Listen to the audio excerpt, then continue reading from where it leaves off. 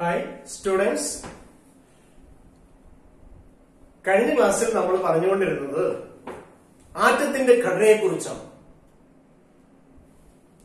ആറ്റത്തിന്റെ മധ്യത്തിൽ ന്യൂക്ലിയസ് ഉണ്ടെന്നും ന്യൂക്ലിയസിന് പുറത്ത് ധാരാളം ഷെല്ലുകളുണ്ടെന്നും ആ ഷെല്ലുകളുടെ ഊർജം വ്യത്യാസമുണ്ടെന്നും അതിൽ ഊർജം കുറഞ്ഞ ഷെല്ല് ന്യൂക്ലിയസിനോട് അടുത്ത് നിൽക്കുന്നതിലാണെന്നും അകലേക്ക് പോകുന്തോറും ഊർജം കൂടി വരുന്നു എന്നുമാണ്.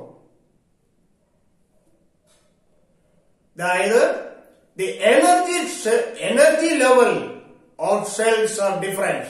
This energy level increases according to the increasing distance from the nucleus.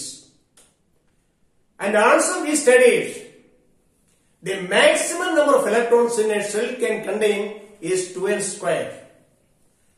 Even if the last cell can contain 8 electrons, and that 8 electrons state is called octastate, and the elements that possess in the octastate is 18th group elements. ഇത്രയുമാണ് നമ്മൾ കഴിഞ്ഞ ക്ലാസ്സിൽ പഠിച്ചത്. ഇനി മറ്റൊരു കാര്യം നോക്കുക. ഈ ഷെല്ലുകളെ വീണ്ടും വിഭജിച്ചിട്ടുണ്ട്. They are again classified. The cells are again classified into subcells S, P, D and F. 4 സബ്ഷെല്ലുകൾ, ഷെല്ലുകളെ 4 സബ്ഷെല്ലുകളാക്കി തിരിച്ചിരിക്കുന്നു. അപ്പോൾ shell, K shell, L shell, M shell, N shell. അതിന് വരുന്ന സബ്ഷെല്ലുകള്, സബ്ഷെല്ലുകൾ മൊത്തം 4 എണ്ണമാണെന്ന് ഞാൻ പറഞ്ഞു. S, P, D, F. ഇത്രയും സബ്ഷെല്ലുകളാണ് ഇപ്പോൾ കണ്ടെത്തിയിട്ടുള്ളത്. 4 സബ്ഷെല്ലുകൾ. ഈ 4 സബ്ഷെല്ലുകള് എസ്, പി, ഡി, എഫ് എന്നാണ്. ഈ സബ്ഷെല്ലുകള് എല്ലാ ഷെല്ലിലും വരുന്നില്ല. കെ എന്ന് പറയുന്ന ഷെല്ലിൽ ഒരു സബ്ഷെല്ല് മാത്രമേ വരുന്നുള്ളൂ, എസ് മാത്രം. എൽ ഷെല്ലിൽ 2 സബ്ഷെല്ലുകളുണ്ട്, എസും പിയും വരുന്നുണ്ട്. എം ഷെല്ലിൽ 3 എണ്ണം വരുന്നുണ്ട്, എസ്, പി, ഡി. 3 സബ്ഷെല്ലുകൾ മൂന്നാമത്തെ ഷെല്ലിൽ. അപ്പോ മൂന്നാമത്തെ ഷെല്ലിൽ 3 സബ്ഷെല്ലുകൾ S, P, D.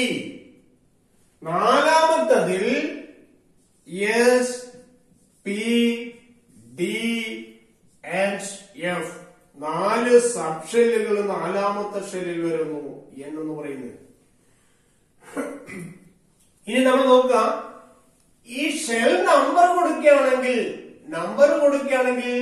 1, 2, 3, 4 shell number കൊടുക്കുകയാണെങ്കിൽ 1, 2, 3, 4 യഥാക്രമ മാർക്ക്. കെ ഷെല്ലിന് 1, എൽ ഷെല്ലിന് 2, എം ഷെല്ലിന് 3, എൻ ഷെല്ലിന് 4. ഇങ്ങനെയാവും. ഈ ഷെൽ നമ്പറിന് തുല്യമാണ് സബ്ഷെല്ലുകളുടെ എണ്ണം എന്ന് നമുക്ക് കാണാൻ പറ്റും. ഈ ഷെൽ നമ്പറിന് ഒന്നാമത്തെ ഷെല്ലിൽ ഒരു സബ്ഷെൽ എസ് മാത്രം. രണ്ടാമത്തതിൽ 2 സബ്ഷെല്ല് വരുന്നു, എസ് ആൻഡ് പി. മൂന്നാമത്തതിൽ 3 സബ്ഷെൽ എസ്, പി, ഡി.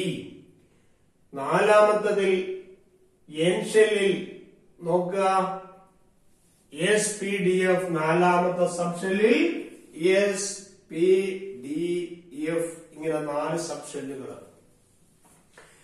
അപ്പൊ നമ്മൾ അറിയേണ്ടത്, പെട്ടെന്ന് ഇവിടെ നമ്മൾ 4ാമത്തെ ഷെല്ല് വരെ നമുക്ക് ഓർത്തിരിക്കാൻ വേണ്ടി ഓരോ ഷെൽ നമ്പറിന് തുല്യമാണ് അതിൽ വരുന്ന സബ്ഷെല്ലുകളുടെ എണ്ണം.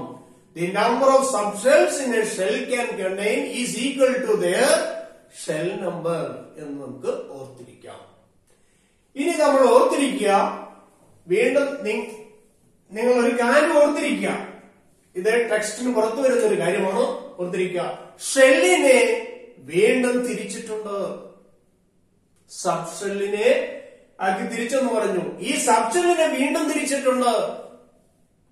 It is again classified into orbitals.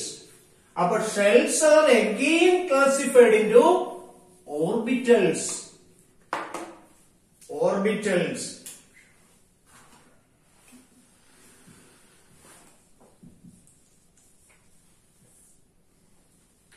Shells are again classified into orbitals. The number of orbitals in S subshell, number of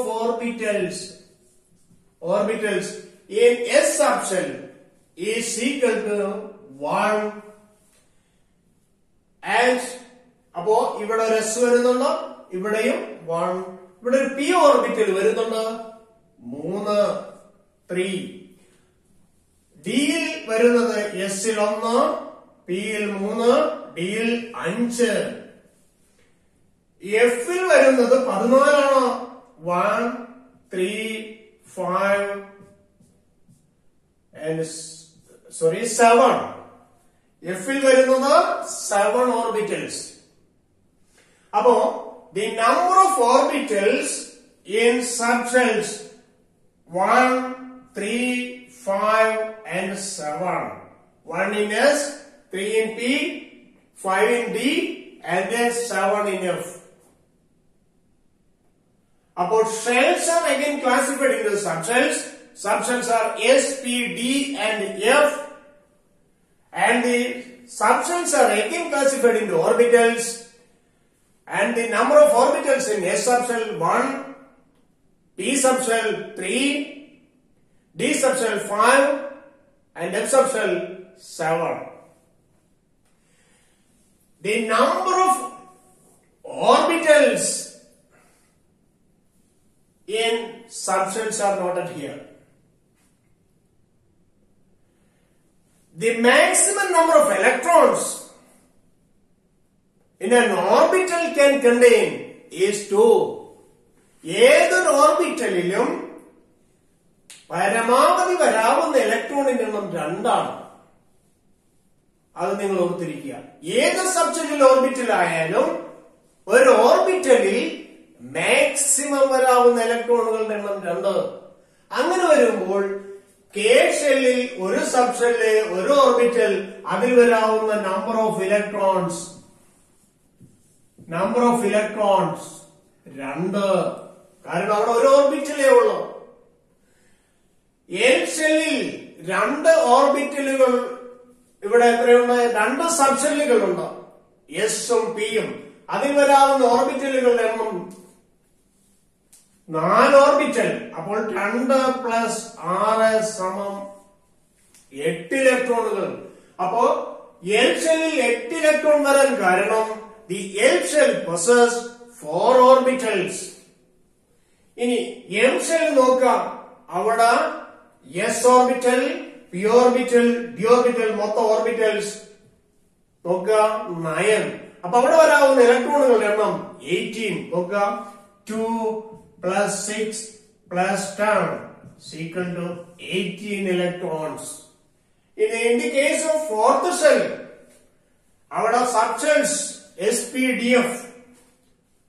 ആ SPDFൽ മൊത്തം വരുന്ന ഓർബിറ്റൽസ് നോക്കാം 16.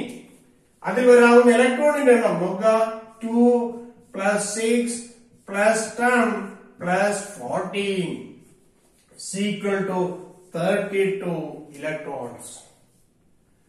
അപ്പൊ എന്തുകൊണ്ടാണ് ഓരോ ഷെല്ലിലും എത്ര ഇലക്ട്രോണുകൾ ഉൾക്കൊണ്ടത് എന്ന് നമുക്ക് മനസ്സിലായി.